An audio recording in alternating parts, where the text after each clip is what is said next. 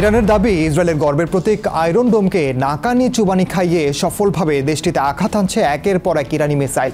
বিশ্বের সবচেয়ে উন্নত আকাশ প্রতিরক্ষা ব্যবস্থা দাবি করা আয়রন ডোমকে ফাঁকি দিয়েই তাণ্ডব চালানোর দাবি তেহরানের। ইরান জানায় তারা ইসরায়েলের সামরিক গোয়েন্দা কেন্দ্র এবং মোসাদের পরিকল্পনা কেন্দ্র লক্ষ্য করে হামলা চালিয়েছে, আর সেখানেই ইসরায়েলের উন্নত ক্ষেপণাস্ত্র প্রতিরক্ষা ব্যবস্থা কোনো কাজে আসেনি।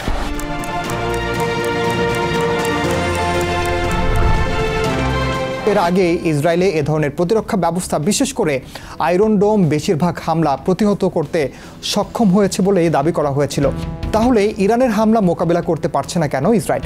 ইরানি ক্ষেপণাস্ত্র কিভাবে এই প্রতিরক্ষা ভেদ করলো তাই জানাবো এবারের দৃশ্যপটে। সঙ্গে আছে আমি ওমর ইনান।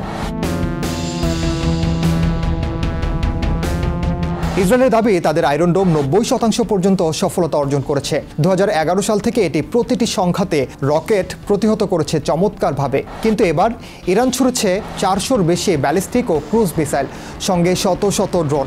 আর যে কারণে প্রতিরক্ষা ব্যবস্থায় যেন ক্লান্ত। সর্বোচ্চ 80 থেকে 85% সফলতা পেলেও অনেক মিসাইল লক্ষ্যবস্তুতে আঘাত এনেছে। ইরান দাবি করেছে তারা ইসরায়েলের তেল আবিবের মিলিটারি হেডকোয়ার্টার আর একটি মোসাদ অপারেশন প্ল্যানিং সেন্টার সরাসরি আঘাত করেছে। কিছু মিসাইল পড়েছে আবাসিক এলাকায়। আয়রন ডোম ইসরায়েলি প্রতিরক্ষা ব্যবস্থার মূল ভিত্তি হলেও এটি পুরো ব্যবস্থার সবচেয়ে নিচের স্তরের একটি অংশ। এটি একটি বহুস্তর বিশিষ্ট সমন্বিত প্রতিরক্ষা ব্যবস্থার অংশ।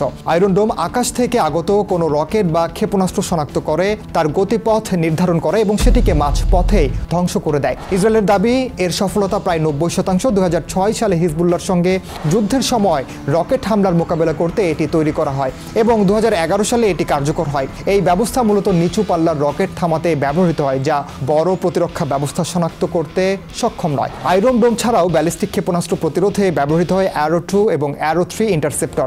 এই ক্ষেপণাস্ত্রগুলোকে আকাশে ধ্বংস করার জন্য তৈরি করা হয়েছে।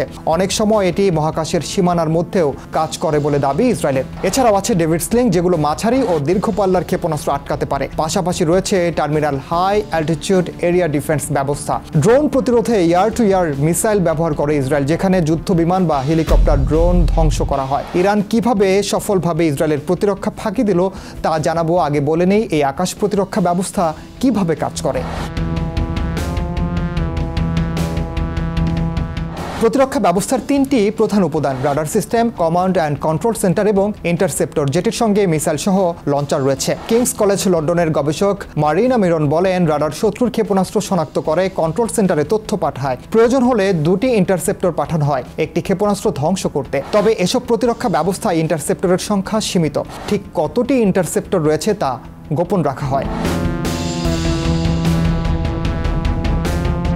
ইসরায়েলি সামরিক বাহিনীর কর্মকর্তারা বলেছেন প্রতিরক্ষা ব্যবস্থা 80 থেকে 90% সফল, অর্থাৎ কিছু ইরানি ক্ষেপণাস্ত্র সফলভাবে ঠিকই লক্ষ্যবস্তুতে পৌঁছেছে। ইসরায়েলের আকাশ প্রতিরক্ষা ভেদ করার সম্ভাব্য কারণগুলো হলো ইন্টারসেপ্টর ফুরিয়ে যাওয়া, একযোগে শত শত ক্ষেপণাস্ত্র ও ড্রোন ছুড়ে ইরান ইসরায়েলের প্রতিরক্ষা ব্যবস্থাকে ভঙ্গুর করে তুলেছে বলে মনে করেন বিশেষজ্ঞরা। প্রতিটি টার্গেট ধ্বংসে সাধারণত 2টি ইন্টারসেপ্টর ব্যবহৃত হয়, ফলে মজুদ দ্রুত শেষ হতে পারে। দ্বিতীয়ত, হাইপারসোনিক ক্ষেপণাস্ত্র। ইরানের কাছে হাইপারসোনিক ক্ষেপণাস্ত্র রয়েছে, যেগুলো প্রতিরক্ষা ব্যবস্থার প্রতিক্রিয়া জানানোর সময় দেওয়ার আগেই লক্ষ্যবস্তুতে পৌঁছে যায়, যেমন ফাতাহ 2। ক্ষেপণাস্ত্রটি হাইপারসোনিক গ্লাইড ভেহিকল ব্যবহার করে। এটি প্রচণ্ড গতিতে লক্ষ্যবস্তুতে পৌঁছায় এবং গতিপথ পরিবর্তন করে রাডারকে বিভ্রান্ত করে।